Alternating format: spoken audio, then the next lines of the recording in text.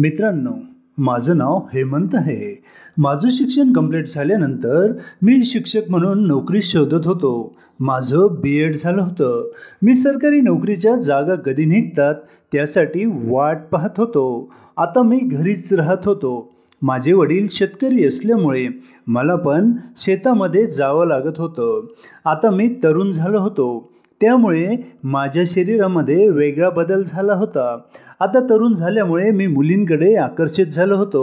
कारण आता माझ्या शरीरामध्ये बदल झाला होता. तरुण झाल्यामुळे मी आता नैसर्गिक वृत्तीनुसार मुलींकडे व स्त्रियांकडे आता वेगळ्या नजरेने पाहायला लागलो होतो. माझ्या शेजारी किरण काका राहत होते. त्यांची बायको वैशाली काकू आमच्या घरी रोज येत जात होत्या. त्यामुळे त्यांचं काही काम असलं तर त्या मला सांगत होत्या. म्हणून त्यांचे सर्व काम मी करत होतो. म्हणून त्यांचं माझं खूप चांगलं जमत होतं. परंतु मी आता तरुण झाल्यामुळे त्यांच्याकडे वेगळ्या नजरेने पाहायला लागलो होतो. कारण त्या खूपच सुंदर होत्या. त्यामुळे आधी मी त्या नजरेने त्यांच्याकडे कधीच पाहिलं नव्हतं.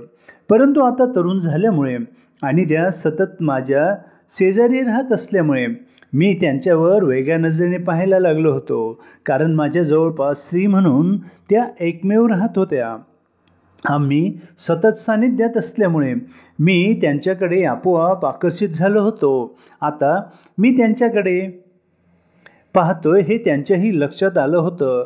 त्यासुद्धा बऱ्याच वेळा माझ्याकडे पाहत होत्या. परंतु त्या मला काही बोलत नव्हत्या. त्यामुळे मी अजून त्यांच्याकडे आकर्षित झालो होतो. एके दिवशी किरण काका मित्रांबरोबर तीर्थयात्रा करण्यासाठी गेले होते.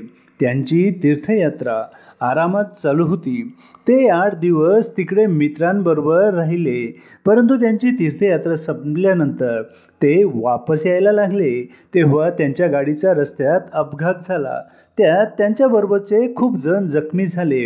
ही बातमी जेव्हा घरी कळली तेव्हा वैशाली काकूने मला बोलवलं. किरण काकांचा अपघात झाला म्हणून त्या मला सांगू लागल्या. तेव्हा मी त्यांना म्हटलंय की त्यांना काही कमी जास्त लागले की काय. तेव्हा त्यांनी सांगितलं की ते ओके आहेत. परंतु फ्रॅक्चर झालेले आहेत. त्यांचे पाय फ्रॅक्चर झालेले आहेत. त्यांना तेथील सरकारी दवाखान्यामध्ये ॲडमिट केलेलं आहे. आपल्याला तिथं जायचं आहे. तू माझ्याबरोबर चल असं त्यांनी मला सांगितलं. मी त्यांना सांगितलं की ठीक आहे, मी घरी सांगतो व आपण जाऊ असं मी त्यांना सांगितलं. त्यानंतर मी घरी विचारलं. माझ्या घरवाल्यांनी मला जायला परवानगी दिली. त्यामुळे आता मी व वैशाली काकू आम्ही दोघेजण अपघात झाला होता त्या ठिकाणी दोघेजण गेलो. तेथील सरकारी दवाखान्यामध्ये सर्वांना ॲडमिट केलेलं होतं. वैशाली काकूंनी सोबत पैसे आणलेले होते. त्यामुळे त्यांनी मला सांगितलं की आपण यांना आता येथील दवाखान्यात न ठेवता आपल्या गावाकडील दवाखान्यात घेऊन जाऊ. कारण येथील दवाखान्यात आपल्याला राहणं शक्य होणार नाही. पेशंटजवळ आपल्याला थांबावं लागेल. त्यामुळे इथून आपल्याला आपल्या गावी एवढ्या दूर जाऊन त्रास होईल. त्यामुळे आपण आता यांना आपल्या गावी घेऊन जाऊ असं त्यांनी मला सांगितलं. मी सुद्धा त्यांना म्हटलं की तुम्ही म्हणताय ते बरोबर आहे. आपण यांना आपल्या गावाकडे घेऊन जाऊ. तेव्हा त्यांनी सांगितलं की मग त्याकरता आता आपल्याला गावी घेऊन जाण्यासाठी ॲम्ब्युलन्स करावी लागेल. त्याकरिता तू ॲम्ब्युलन्स शोध असं त्यांनी मला सांगितलं. त्यानंतर मी तिथे दवाखान्यामध्ये तपास केला. तेथील दवाखान्यातील कर्मचाऱ्यांनी मला 2-3 ॲम्ब्युलन्सवाल्यांचा ॲड्रेस दिला. मी त्या सर्व ॲम्ब्युलन्सवाल्यांना फोन केला. त्यांना भेटलो तेव्हा त्यातील आमच्या गावाचं अंतर तिथून जास्त असल्यामुळे एवढ्या दूर यायला एकही ॲम्ब्युलन्सवाला तयार होत नव्हता. त्यामुळे तेथील एक ॲम्ब्युलन्सवाल्याने त्याच्या गाडीवाल्याचा नंबर दिला. मी त्याला फोन केला. तेव्हा त्याला सांगितलं की आम्हाला ज्या गावी जायचं त्या गावाचं नाव सांगितलं. तेव्हा तो म्हणाला की काही हरकत नाही, 1 तासामध्ये मी तिथे पोहोचतो. आम्हाला गाडी भाडं म्हणून 10,000 रुपये द्यावे लागतील असं त्यांनी सांगितलं. तेव्हा मी वैशाली काकूंना सांगितलं की ॲम्ब्युलन्सवाला 10,000 रुपये भाडं म्हणतोय.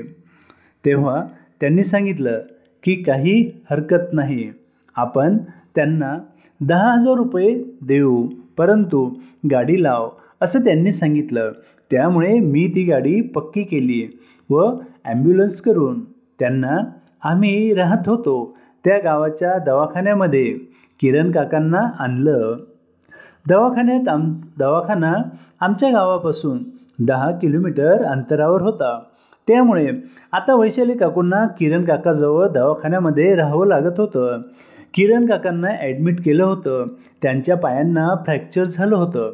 त्यामुळे आता पेशंटबरोबर वैशाली काकूंना घरून डबा देण्याचं काम माझी आई करत होती आणि म्हणून मला रोज 2 वेळेस वैशाली काकूंकरता जेवणाचा डबा घेऊन दवाखान्यात जावं लागत होतं. तसेच त्या एखाद्या दिवशी त्यांना काही महत्त्वाचं काम असेल तर त्या घरी येत होत्या. त्या रात्री पेशंटजवळ मला थांबावं लागत होतं. त्यामुळे आता मी किरण काकांची खूप काळजी घेत होतो. दवाखान्यामध्ये वैशाली काकूंना मी खूप मदत करत होतो. त्यांच्या घरचं कोणीही मेंबर नव्हतं. त्यामुळे सर्व जबाबदारी त्यांनी माझ्यावर सोपवली होती. मी त्यांना पूर्णपणे मदत करत होतो. त्यामुळे आता वैशाली काकूंची व माझी जवळीक खूपच वाढली होती.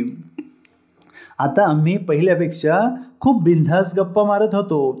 मी त्यांच्या फॅमिली मेंबरसारखा त्यांना वाटत होतो. त्यामुळे त्या मनातील सर्व गोष्टी मला सांगत होत्या. त्यामुळे आता त्या माझ्याशी प्रेमाने वागत होत्या. म्हणून मला त्यांचं हे वागणं खूप आवडत होतं. त्यांनासुद्धा मी आवडत होतो हे आता माझ्या लक्षात आलं होतं. कारण ते माझ्याशी खूपच बिनधास्तपणे वागत होत्या. तेव्हा आम्ही दोघेजण जास्तीत जास्त वेळ एकांतमध्ये राहत होतो. त्यामुळे आता त्या माझ्याकडे आकर्षित झाल्या होत्या हे मला जाणवत होतं. कारण ते पण आता माझ्याकडे वेगळ्या नजरेने पाहायला लागल्या होत्या. ते आता माझ्या शरीराकडे लक्ष देत होत्या. त्यांना माझ्या राजाची साईज काय असेल त्याकडे त्या सारख्या पाहत होत्या. त्यामुळे आता त्या पण माझ्यामध्ये गुंतले आहेत हे मला कळालं होतं. कारण आम्ही दोघं जास्तीत जास्त वेळ एकत्र राहत असल्यामुळे एकमेकांकडे आकर्षित होणं स्वाभाविकच होतं. त्यामुळे मी त्यांच्याकडे आधीच आकर्षित झालो होतो. आता त्या पण माझ्याकडे आकर्षित झाल्या होत्या. परंतु सुरुवात कशी करायची या विवंचनेत मी होतो. परंतु आता त्यांचे पती दवाखान्यामध्ये ॲडमिट होते. त्यामुळे असं काही होणं शक्य नव्हतं हे मला कळालं होतं. परंतु आम्ही दोघेजण एकत्र राहत असताना मला त्यांचा सहवास खूप आवडत होता. कधी त्या मला फोन करून बोलवता त्याची मी आता वाट पाहत होतो. त्यामुळे त्यांच्यासोबत मी सारखं राहत होतो. दवाखान्याचं काम असल्यामुळे माझ्या घरचेसुद्धा त्यावर काही ऑब्जेक्शन घेत नव्हते. तर ते सुद्धा मला तू त्या काकूंना मदत कर म्हणून सांगत होते. त्यामुळे मी त्यांना जास्तीत जास्त वेळ सोबत राहून मदत करत होतो. आता दवाखान्यातून सांगितलं की किरण काकांना घरी घेऊन जा. त्यामुळे किरण काकांची आता सुट्टी झाली होती. त्यांना दवाखान्यामध्ये जवळपास 1 महिना ठेवलं होतं. त्यांचे पाय फ्रॅक्चर होते. त्यामुळे त्यांना चालता येत नव्हतं. त्यांच्या कमरेलासुद्धा मार लागला होता.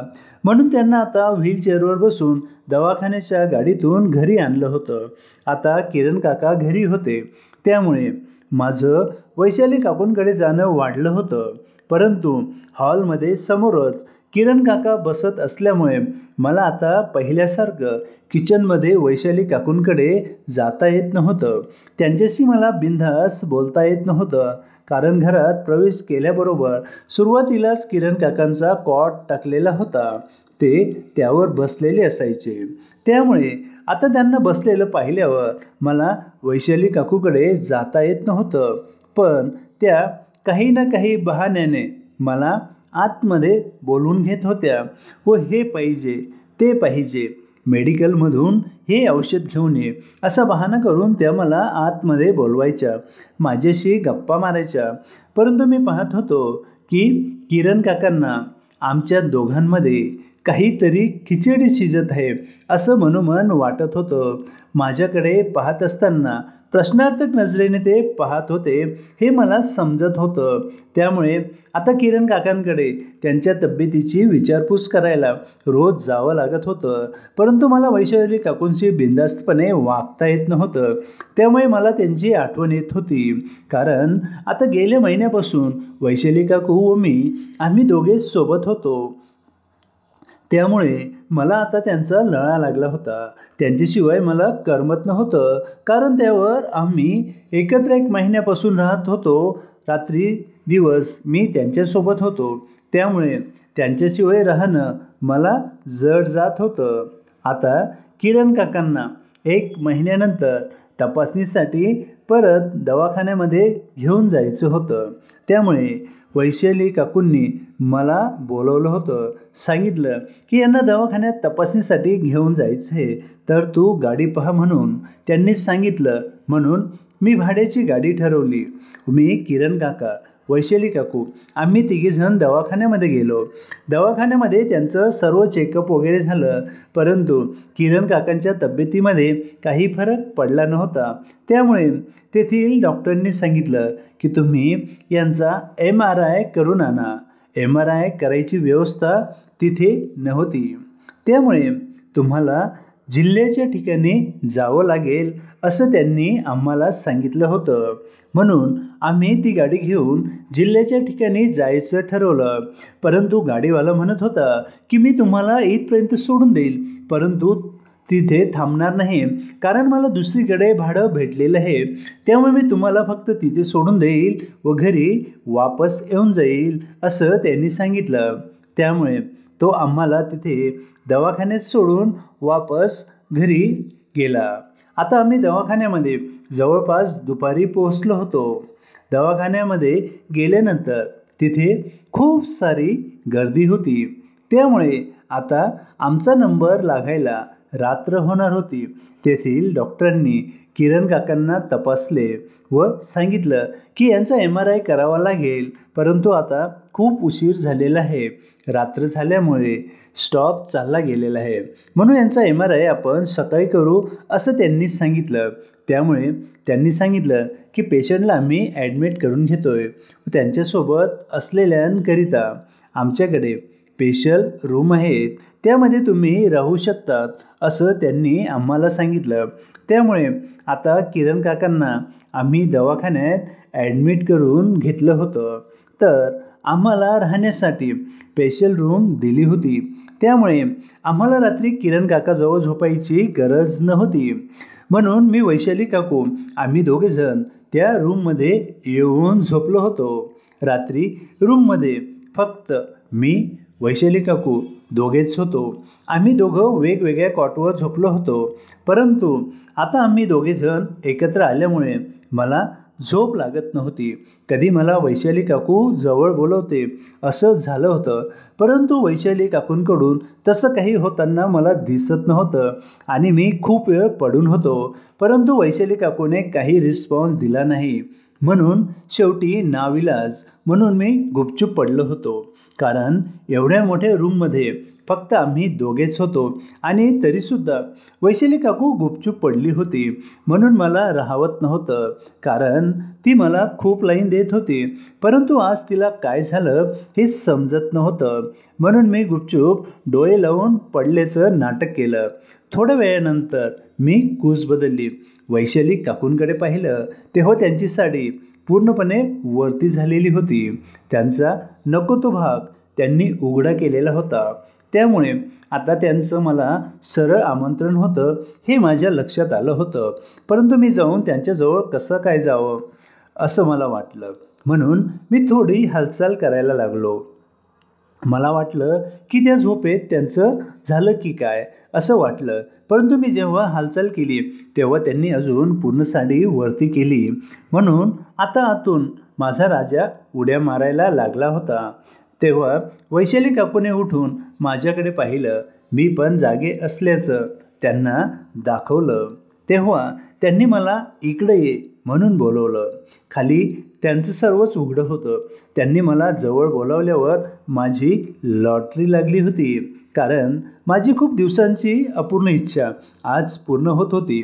त्यामुळे मी पण जाऊन त्यांना घट्ट बिलगलो, त्यांच्यावर प्रेमाचा वर्षाव करू लागलो. आतून माझा राजा खूपच उड्या मारत होता, कारण त्याला खूप दिवसांची तहान लागलेली होती. आज वैशाली काकूंकडून भागणार होतं, म्हणून मी वैशाली काकूंवर स्वार झालो होतो. मी आता अप्रतिम सुख देत होतो.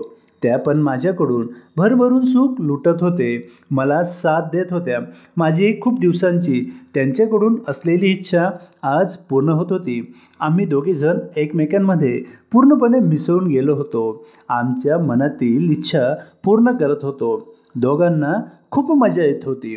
आम्ही दोघांनी साधारण अर्धा तास मजा केली. तेव्हा मला काकू म्हणाल्या की तुला मी आवडते हे मला माहीत होतं, कारण तू सतत माझ्याकडे पाहत होता आणि मला पण तू आवडायला लागला होता.